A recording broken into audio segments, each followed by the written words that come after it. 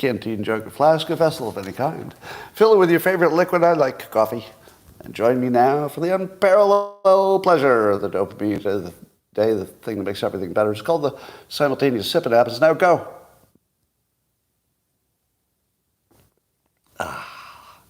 Consider yourself colonized. Well, news of the day is that I guess yesterday, Derek Chauvin, the police officer who was convicted of murdering George Floyd, he was stabbed in prison by another inmate and quite seriously injured. When did that happen? Derek Chauvin was stabbed on Black Friday. Black Friday, he was stabbed. Now that's probably a coincidence, right? Probably a coincidence? I think so. Not sure. All right. At the same time, the documentary The Fall of Minneapolis is trending.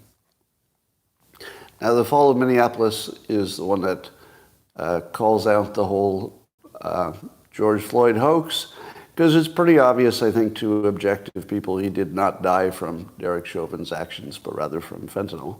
It's like really, really obvious when you watch the documentary. Super obvious. There's no doubt about it when you watch it. And so, as Martyr Made, a ex-user, noted that the stabbing of Chauvin is basically a slow motion execution for being a white guy, basically. So this is the biggest miscarriage of justice since the January 6ers. But we're starting to get used to white people being put in jail for political reasons. You probably shouldn't get used to that. That would be my guess. Don't get used to that. Don't get used to that. It's probably a bad idea. Well, big surprise. The New York City police force is losing police officers at an alarming rate. 2,500 turned over their badges in 2023. And the whispers are that everybody's just waiting for their 20 years to click or whenever they can get a pension and get the hell out of there. What is not mentioned is the ethnicities of the cops. I wonder if they're leaving in roughly proportionate to their ethnic mix. Do you think there's any group that's more likely to believe in the police force? I don't know. Derek Chauvin would make me quit if I were a police officer. I'd quit immediately. Because if you don't have support from your community, really being a police officer is a dumb idea. Wouldn't you agree? If your community does not support you, being a police officer is a terrible job option. Terrible. But, maybe robots won't take that job, so it's got that going for it. And in the midst of this, I guess there's massive overtime because there are not enough police officers. But the massive overtime will make it even harder because there'll be fewer police officers because they'll quit because of the massive overtime, which I guess is a big issue. So the fewer there are, the more rapidly they'll quit. So we have a death spiral. That's a classic death spiral. The more people who quit, the more overtime. The more overtime, the more people quit, the more overtime. So that's actually a death spiral. And in the midst of all that, in the immigrant population increasing, Mayor Adams has canceled the next 5 police academy classes. So you won't have new ones. And the impetus for the ones that are already there to quit is greater than it's ever been before. Now, one of the things I would ask you is, who quits the police force first? Who are the ones that just get right out right away? Well, there's ones who are retiring, of course, or can retire. But I would think it would be the most capable, because people who are highly capable can get other jobs. People who are just barely hanging on, probably lucky to have the job they have. So I would expect that the quality of the police force would take a huge nosedive at the same time. But speaking of jobs, I saw some estimate, it was in Forbes, that half of all jobs will be AI in 2 years. I don't think so. I don't think so at all. I think where we're heading is that people will just use AI to do their job. You know, let me give you the most obvious one. The most obvious one is, they say, voice work, like voice dubbing and voiceovers will turn to AI. Do you know what's wrong with that? Well, it might be that the people who used to be the voice actors will be out of work. But it's still going to require a person to tell the AI to make the book. And it's still going to take a person to determine which voice is the one to use. And it's going to take a person to decide if it's right. And it's going to take a person to decide if, which parts of the book to read and which ones to edit and stuff like that. I think it's just going to be a tool.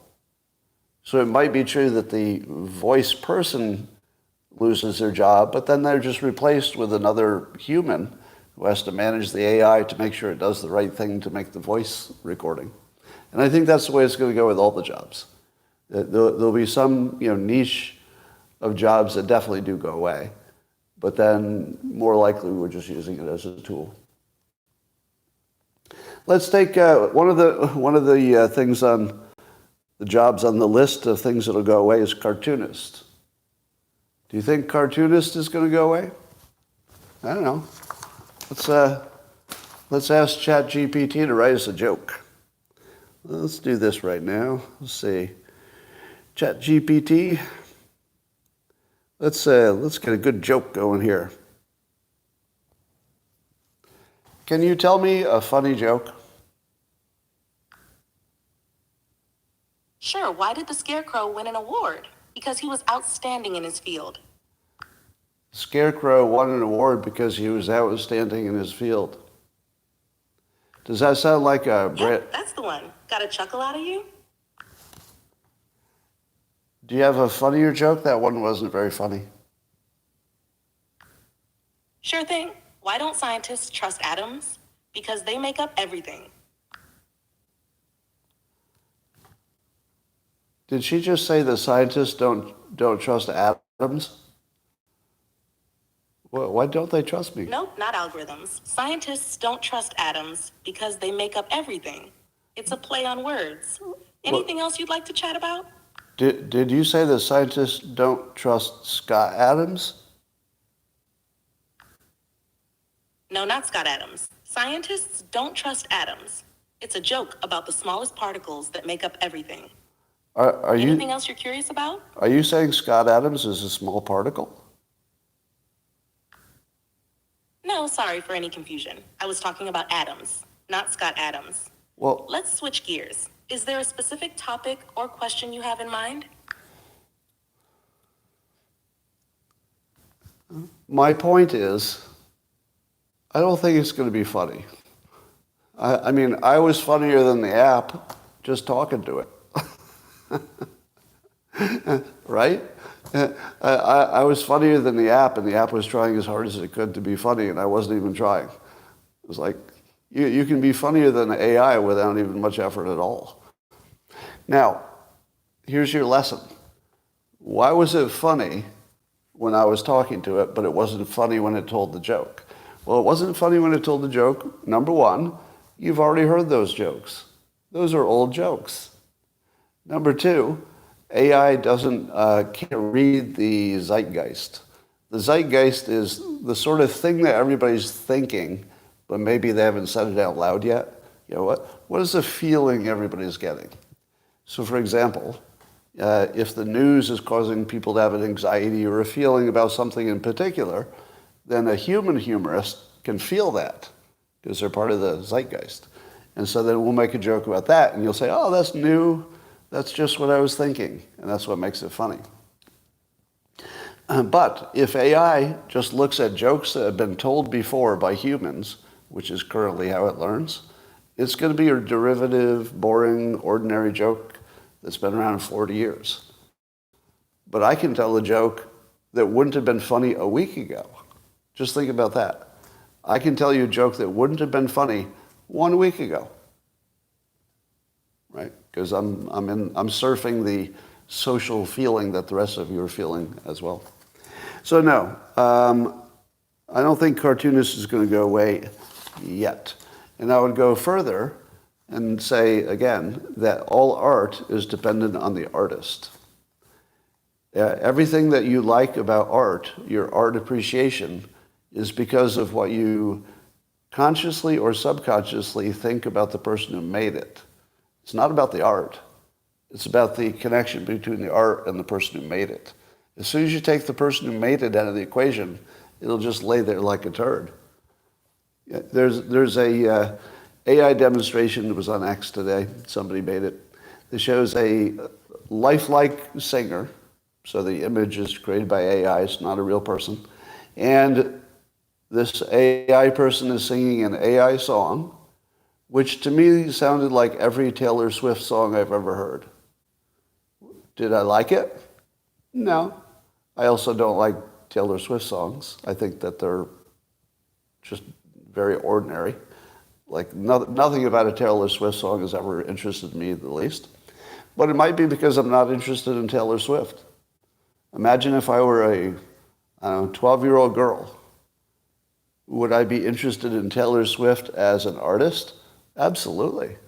Because she'd be like maybe what I want to grow up to be, my hero or something. So if my hero makes a song, maybe I like it better. But I don't really have any connection or there's nothing about, I don't dislike Taylor Swift. She's very successful, must be very smart. But it doesn't really do anything for me. And I would argue that if Taylor Swift, the human, were not associated with her music, you wouldn't listen to it. You would not listen to her music if the only thing you knew about it is how it sounded. And that's the problem with AI. It'll just be how it sounds. You just would never listen to that. The fact that Taylor Swift does songs about her old boyfriends, how much does that matter to her, to how much you appreciate it? A lot. The fact that you probably think the song was about a real person in a real situation completely changes your impression of it. So I'm an optimist about human employment. The newest wrinkle in those tunnels beneath that Al-Shifa hospital in Gaza. Remember, first people were saying, "Hey, maybe there's no tunnels under there," and then Israel did a great job of finding them and excavating them, because they'd been filled in with some sand, and they got rid of the booby traps, and they showed you a long video of the actual tunnels. And then today we find out, amazingly, that the tunnels were built by Israel. Did you see that story yet? I'm not making this up. The tunnels under the Al-Shifa hospital were built by Israel, according to Israel's ex-prime minister, and that it was decades ago, and it was a favor to the hospital to give them more space because the hospital was in a crowded area. Now, some are saying that proves that it was not being used by Hamas, which is a whole different subject. So who built them is way less important than whether Hamas was using it as headquarters. And Israel says yes. So Israel says yes, all the signs are there. But of course, it's like every other story in the world. People will say, "I don't believe them." But it seems very unlikely to me that it was not being used by Hamas. How many of you think you're satisfied that it was exactly what it looked like? It was a Hamas asset. I think so. If I had to bet, because if it had just been used by the hospital, it would have been hard to make it look like it wasn't just used by the hospital. If the hospital was using it, there would have been, supplies down there. And I don't know. No, I don't believe any of it. I'm pretty sure it was Hamas. All right. Let me give you a history lesson. I will preface this with what I call my opinion sandwich. The opinion sandwich means that I might say something that would get me in trouble, but I'm going to sandwich it between two things that make it okay. First part of the sandwich, I completely 100% support Israel's right of self-defense and what they're doing in Gaza. All right, so I'm completely behind Israel. And when I'm done with what I'm saying, I'm going to say that again. So that has to be the sandwich. And I just wondered, this is a general information question. If I asked you, most of you know that when Israel was formed, 1948, that some number of Palestinian types who lived there were expelled. How many people do you think who lived there, who would have identified as Palestinian, I guess, how many of them do you think were expelled in 1948? Give me a number. I'm not going to tell you the right number until I see. But even if you don't know, take your best guess. Like, what does it feel like? So I'm seeing numbers from, no, it's not 25. The 25 is a joke. When people are writing 25, that's a callback to a joke. How many do you think? And then separately, what percentage of the, and when I say Palestinian, I mean that's what they would call themselves. It wasn't called the country of Palestine. But what percentage of them? All right, so it turns out that if you try to search for it, you get different numbers. So some say 700,000 people, say 700, some say 750,000. Some sources say half of the residents were expelled. Some say 75%. That's a lot of people. Do you know what it was called? How many of you know what that situation was called by the Palestinians? Yeah, if you see this word Nakba, which they would say is still happening. Nakba. Does that mean Exodus? What does that mean? Yeah. So imagine 700,000 Palestinians, and then imagine the birth rate of Palestinians since then. Pretty high birth rate. Wouldn't we be talking about several million people who were either directly expelled or the children of people expelled? It's a lot of people. Yeah. Now, I'm not going to give you an opinion of what is right or wrong or who owns the territory. I actually am not interested in any of their history. I'm very much whoever can hold a place militarily owns it, unfortunately. You know, you could talk all day about who should own it, but it won't make any difference. Whoever can own it is going to own it. That's just the way the world works. So you don't, the conversation of who should own it, just sort of fun but irrelevant. All right. And then I will sandwich that comment by saying I'm 100% behind Israel in their self-defense and what they have to do to get rid of Hamas. All right. Marco Rubio is coming out strong again. He's been saying this for a while about banning TikTok. And here's what I'd like to say about Senator Marco Rubio. Thank you for getting this exactly right. I've gotten really discouraged about our government for not being able to even explain TikTok, much less have an opinion. If you can't explain it, like what's the problem, you really need to not be part of that conversation if you can't even explain the problem. So Rubio correctly and perfectly explains that yes, there's a data sensitivity problem, but it's not the big problem. The big problem is that China has a direct user interface to American minds, and you cannot compare that to an American-made or an American-owned company, which also may be spreading some propaganda, but at least it's American. I mean, if it's coming from China, that is a whole different conversation than the fact that maybe Facebook is, pushing, one side of the political argument. That's really different. Yeah. So good for you, Marco Rubio. I appreciate that. That's some good governmenting there, good senatoring. So good job there. The WHO is suggesting masks be reinstated in China and social distancing. They have some new kind of mystery respiratory illness happening there. As others have pointed out, does all of this feel a little bit too familiar? A little bit too familiar, yeah. We got Trump leading in the polls, election coming up, and oh, surprise, there might be another pandemic brewing coming from China. Ugh. Ugh. All right.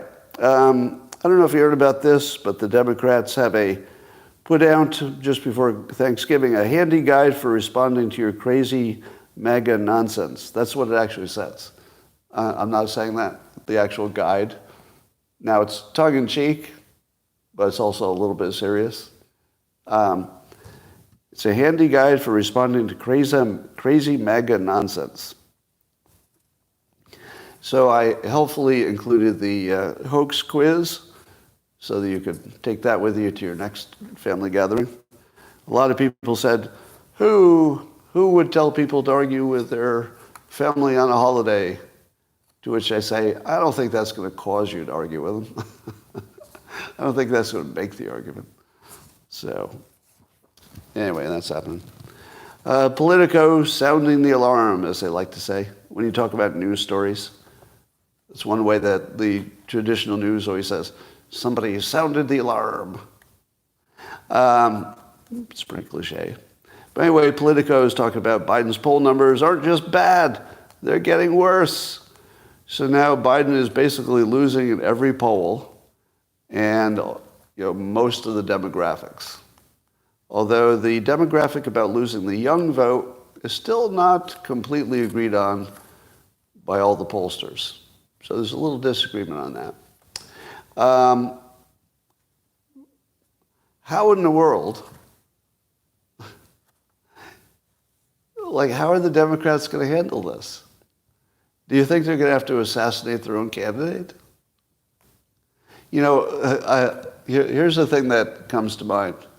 We keep thinking that Trump is at risk because you think about JFK Jr., you think about JFK, the assassination of JFK, and you think, wow, could it be that our deep state blob would actually try to kill a candidate for president, Trump? And then you think about it some more, and you say, wouldn't it be easier to kill Biden? Because if they replace Biden, they've got a fighting chance of winning the election outright. But if they keep him in there, it's Trump. Do you think that the blob, I'm not saying that I know anybody's planning anything like this. I'm just speculating because it's fun. But if you were like the worst people in the Democrat blob, the people who would do anything to win, is your best play to take Trump out or Biden? What's your best play? I'm pretty sure the best play is to take Biden out.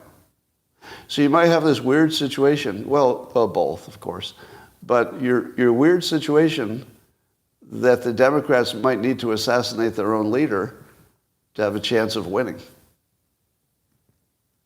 That'd be weird. Now, when I say assassinate, I don't mean literally. I mean, they might have to just come up with some kind of an op that takes them out. Here's what I expect. I think that the blob will keep pushing Biden every way they can push him. And if he doesn't get pushed because he needs to protect his family and have the pardonability, I think they're going to drop the dime on him. I think the blob is going to tell you the stuff that you don't know about yet, like the good stuff, the thing that everybody in Washington probably knows, but nobody has quite proof, so they don't say it out loud. I got a feeling that the blob is going to drop a dime on Biden, and it's going to happen really soon, because the sooner it happens, the better. Now, I don't think it'll happen over Christmas, so I'm going to look at January. When is the first primary? First primary is in March, first one. So you don't want to wait till February. It's got to be January. You don't want it to get like caught up with the holiday news. I think in January they're going to take him out. All right, do you want to go with that prediction? That the blob will take out Biden. It won't be Republicans. It'll be the blob. The blob meaning Democrats and people who agree with them, the media who agrees with them, the intelligence people who agree with them. You know, all those. Yeah, we used to call it the deep state. But I think blob is better. I like blob better. That's right. Mike Benz used that. All right. Vivek Ramaswamy is pitching the idea that the next GOP debate should be on the X platform and hosted by Tucker Carlson. What do you think of that? Do you think the next Republican debate should be on X? I will remind you that Tucker Carlson's numbers for his shows are something like 100 times bigger than any network ever. Like there's no comparison to the size of the audience. X would be way bigger. So what would the New York Post editorial group say about this idea? So the New York Post, being the traditional media, so here's what their editorial board said. They said, oops, Vivek Ramaswamy just inadvertently revealed that his once promising presidential campaign has devolved into a sad bid for social media fame. I didn't see that in the story. What part of the story about him wanting to use the biggest platform for a debate, which part is the admitting that he just wants to be a social media star? Wouldn't it make more sense that Vivek knows he has an advantage online, and so an online debate would likely get him a better outcome than a television debate, which would be senior citizens, but he probably has more young support. So if he puts on X, he gets more young people, gets a better outcome. People say, hey, you did better in that debate. Plus more people saw it. Plus Tucker Carlson would ask better questions. And the way the New York Post says it is he's devolved into a sad bid for social media fame. That is a sad, sad editorial. That is so weak. Oh my God, and transparent.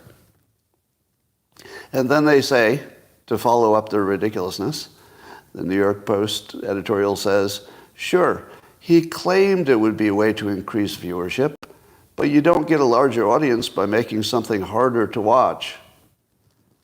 Has the New York Post ever seen the news?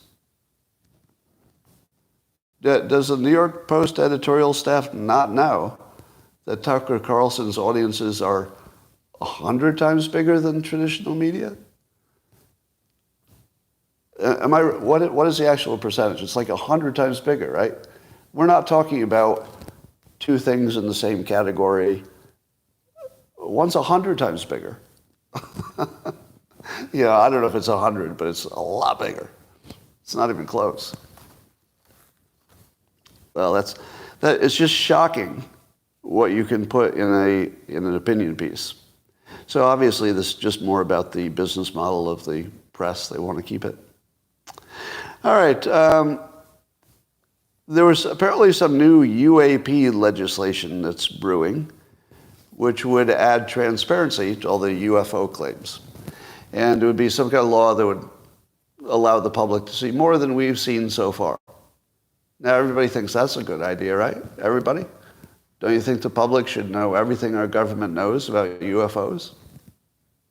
Just seems like an obvious good thing.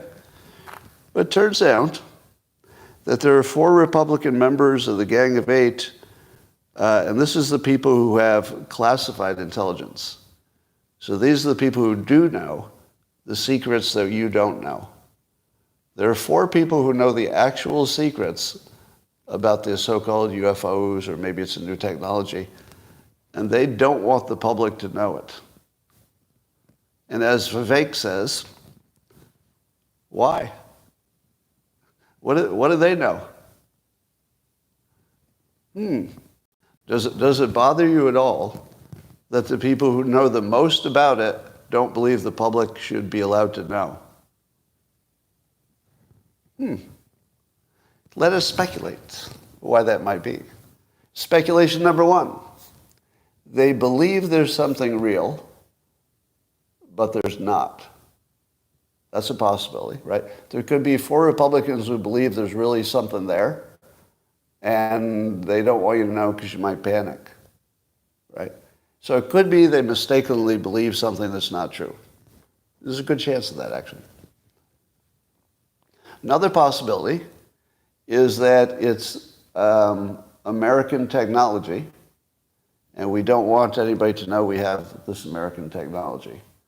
But that wouldn't explain why other people who also know the top secret information think it would be okay for the public to know.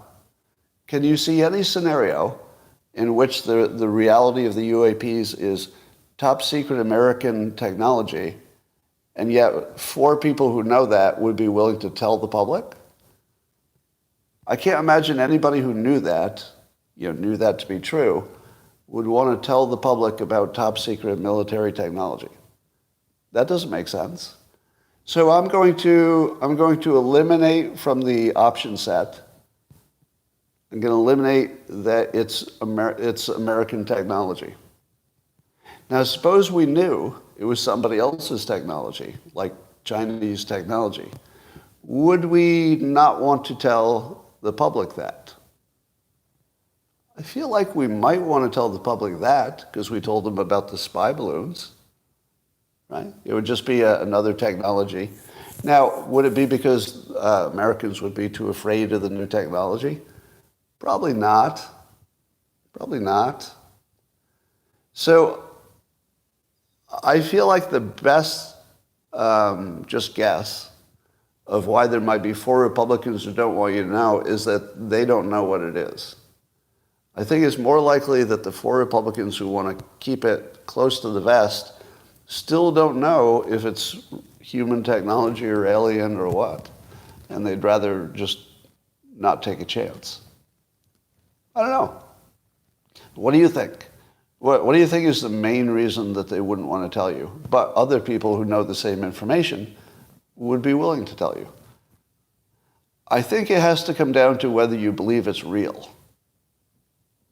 I'll bet it comes down to that. It's also possible that it would reveal something about America that we don't want to reveal.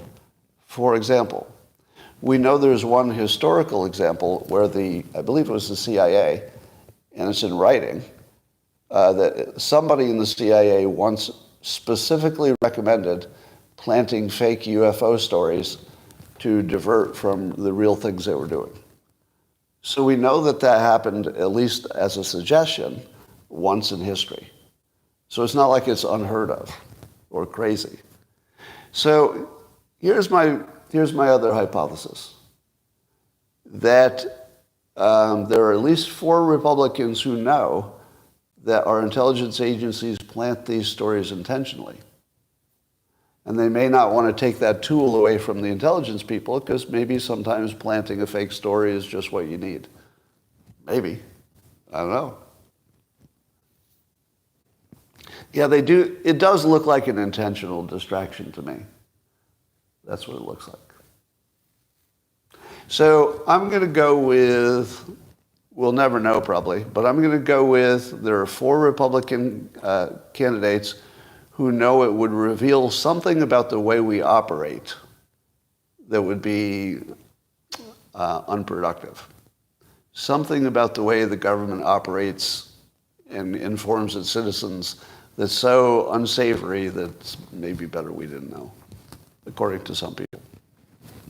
That's just my guess. All right, what else is happening? There's a story in, I think it was Newsweek, that there are many excess black deaths. And the reasons given are, could be wealth, a wealth effect. So apparently there are 2 things correlated. One is poverty. So poverty is associated with worse outcomes. But also the same excess deaths exist. There are more black deaths among college-educated black women than non-college educated white women. There are actually more deaths, excess deaths of college educated black women than white women who didn't go to college. So in other words, we've narrowed it down to two things. There are two things that will cause excess black deaths. One is poverty, and the other thing that will cause it is no poverty. So two situations that cause it, poverty and no poverty. Because we assume that the black women with college degrees are probably making more money than the white women without college degrees. So in both cases, if they have money or don't have money, they die. And the article attributes this to systemic racism. So systemic racism is why black people will die if they're successful, and also why they're not successful, because of the systemic racism. That all made sense to you, didn't it? Did that sound like ridiculous nonsense? Yeah, it sounds like ridiculous nonsense to me. I don't know what's true. I don't know what's true, but I know this is bullshit. So, and there's another study. I'm not sure I believe any studies anymore. I'm not even sure why I bring them up, because they're all going to be debunked in a month. But there's a study that says that there were, on the positive side, if you like this as a positive, there were 32,000 extra births, probably because abortion became illegal in a number of states after the big Supreme Court decision. So do you believe this? There were 32,000 babies born that would have been aborted if it were easier to abort them. Does that sound true? Do you think convenience was the only reason that 32,000 babies were born? That if you had to drive somewhere or maybe pay extra?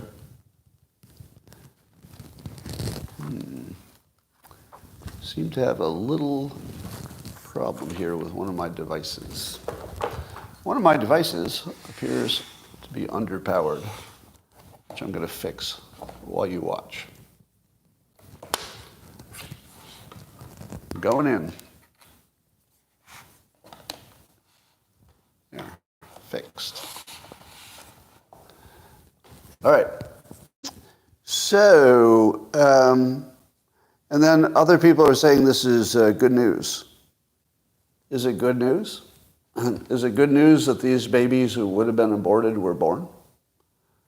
Well, if you think that, life is sacred, then absolutely yes. But here's the question I ask you for morality reasons. And this is not an opinion, this is a question. For those of you who say the 32,000 extra births were sort of a blessing, how good is it to be born when you weren't wanted? Now, I know there are lots of times that works out great. The mother will say, I didn't choose this, but I'm sure glad I had this baby. What percentage of the 32,000 are going to be born into a hellscape of, no love and poverty and one parent and every problem in the world? Oh. Did that make the world a better place? Suppose you knew that half of them were going to be born into a horrible situation and the mother knew it. The mother knew it. That's why she wouldn't have done it. Would you be okay? Let's say hypothetically, this is just a mental experiment. And I'm not showing you my opinion. There's no opinion of mine in this. It's actually a genuine question. If you knew you could create 32,000 extra babies by getting rid of abortion, but you also knew that half of them would be born into just the worst situation, is that still morally, that's still the correct thing to do? I see always, I see no's, I see yeses, mostly yeses, some no's, a little bit of a disagreement, yeah. Yep. Now, for how many of you is the question, and again, this is not my opinion, I'm just actually curious. For those of you who say, life is sacred, is that informed entirely by religious belief? Or would you say that if you didn't have any religious belief? Is your belief in the sanctity of life, I guess, is that based on entirely religious or sort of just feeling how it feels and thinking how you think? Both? Depends. I'm atheist. AOC believes that.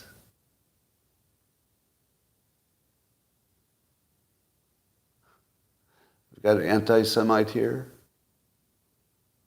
The rights of others are not your purview, dickwad. What? The rights of others? You're not talking to me, are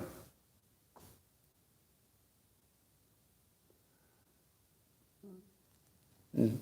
Yeah. So here's the question. It comes down to this. Some would say that, life is life, and if God decided there was going to be a life, then, who are you to take it? I get that. I understand that point. But is there anything to quality of life? Does quality of life have no impact? Let me make it more complicated, just so we think this through properly. If we're looking at those hostages in Gaza, what would be more valuable? Are any of those lives more valuable than others? For example, if you're giving back a hostage that's 80 years old, we're happy to get any hostage back, but an 80-year-old has, maybe 5 years of extra life left. A child would have, 100 years. Are those the same? Same value? No, I'm not playing God. I'm asking you. Would you put them at the same value? If you had to choose. We'd rather not choose, but if you had to, same value or different value? Because one is 100 years of life and one is 5 years of life. If you value life, you would value the maximum years of life on average.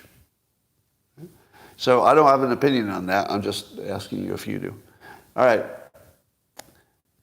Secondly, which is more immoral? Stopping somebody's life before they knew they had a life. And again, I'm not giving you any opinion on abortion. I'm just asking you your opinion. Which is more moral?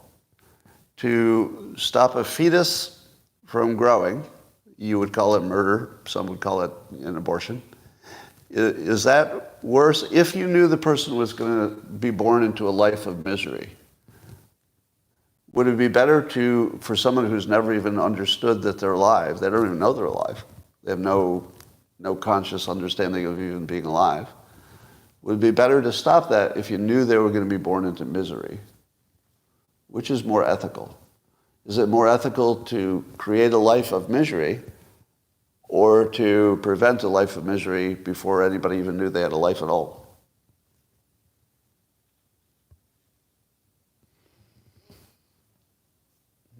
No one knows the future, so you would be operating only on statistical likelihood.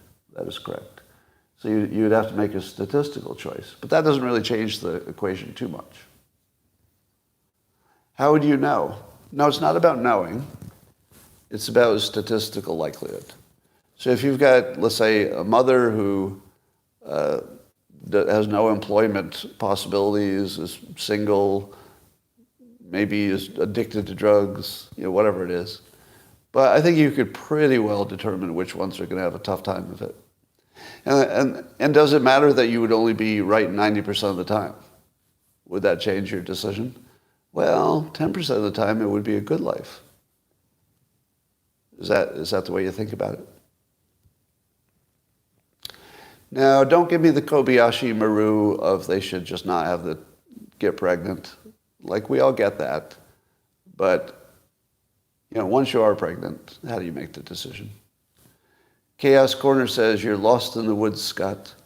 Now, that's cognitive dissonance. That's cognitive dissonance. Because you can't handle the questions. Right? If you can't handle the question, you go personally after the speaker. I didn't give you any opinion at all. So why am I lost if I didn't give you an opinion? See, that you're having a mental event because the questions are too difficult for you to kick around. That's called playing God. Playing God is called word thinking. Word thinking is not part of the conversation. Yeah. If you can replace all of the thinking with like little bumper sticker phrases, they're playing God, or it's a life, that's word thinking. We all know what it is. You know, giving it a label doesn't change what it is. More brains are better for humanity. Yeah, we all play God, that's true. Scott can handle the heat of the kitchen. Yeah, I can.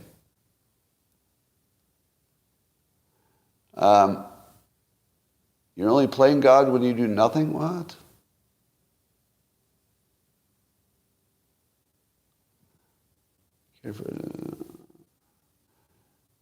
Saying it's evil. Well, all right, let me ask you this question. How many of you believe that evil exists as a force as opposed to just a label you put on something you don't like? How many think evil is like a real thing? You think it's real? And do you think it's coming from a source? Is the evil emanating from a source, as in Satan? So how many of you believe evil is real and it emanates from Satan? I know, Soros is the funny answer. How many think that evil is real whether or not Satan is real? I don't even understand that, honestly. For those who say evil is real, I neither agree with it or disagree with it. Like, what the fuck does that mean? You actually know what that means? For those of you who have a solid opinion that evil is real, you must know what it is. What the hell is it? Is it like a force? Is it like gravity? You can measure it, but you can't grab a handful of it. You know, it's certainly something that you can measure in terms of, you know, is there more murder or less murder? You know, you can measure that. But does that mean evil exists? Or does it just mean that the system is creating more murderers? Yeah. So I can't agree with you that evil exists because I don't even understand that, what you're talking about. To me, that there's no part of my brain that could even handle that question. So I think that's a religious frame. What do you call someone who eats children? Hungry. There was my glib answer. That's right. What do you call somebody who eats children? Hungry. Now, we know that there is mental illness. We know there is cruelty. We know that if you take that Captagon drug, you'll do things that you wouldn't do if you didn't take that drug. We know that people can be brainwashed to do the most horrible things. Is a brainwashed person operating under the force of evil or under the force of brainwashing? Or is it the same thing? So the whole evil question is sort of how it feels to me is an escape from thinking. When thinking is too painful, it's easier just to replace it with a word. I don't want to think about it too hard, so I'll say evil. What caused it? Well, evil. No, maybe if you thought about this with a little more depth, you might see that it's some kind of cause and effect based on, you know, the person, how they were born, plus how they were raised, and maybe you could do something about it. No, it's just evil. Nope, Satan, just evil. To me, using evil as an explanation of anything is just saying you don't want to think about it. That's what it sounds like to my ears, because I don't think evil is real. Evil is just a word you put on something you didn't like.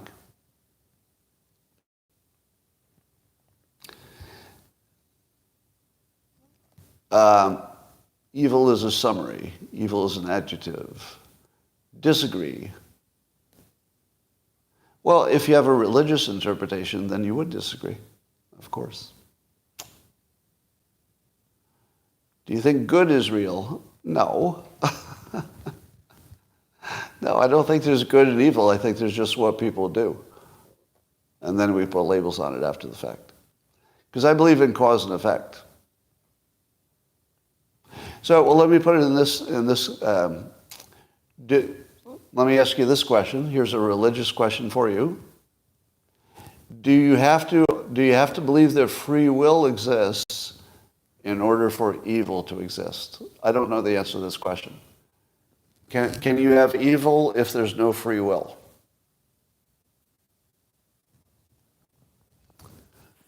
Some say you can't have evil unless there's free will. Some say you can.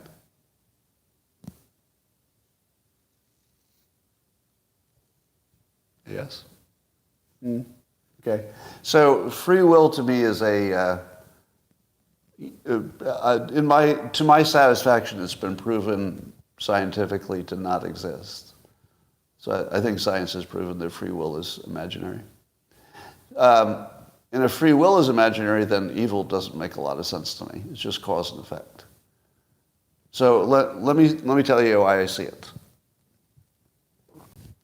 If I take a rock and I drop it, and it just drops on the ground, is that evil? No, just a rock dropping on the ground. If I drop that rock on my foot and it hurts my foot, is that evil? Just cause and effect. So to me, if somebody is born a cannibal, there's something about their genetic makeup, and then on top of that, their upbringing turns them into a cannibal. That's just like somebody dropping a rock on their foot. You don't like a rock on your foot. You don't like that the guy ate your son. Oh, I hate the rock on my foot, and I hate the guy eating my son.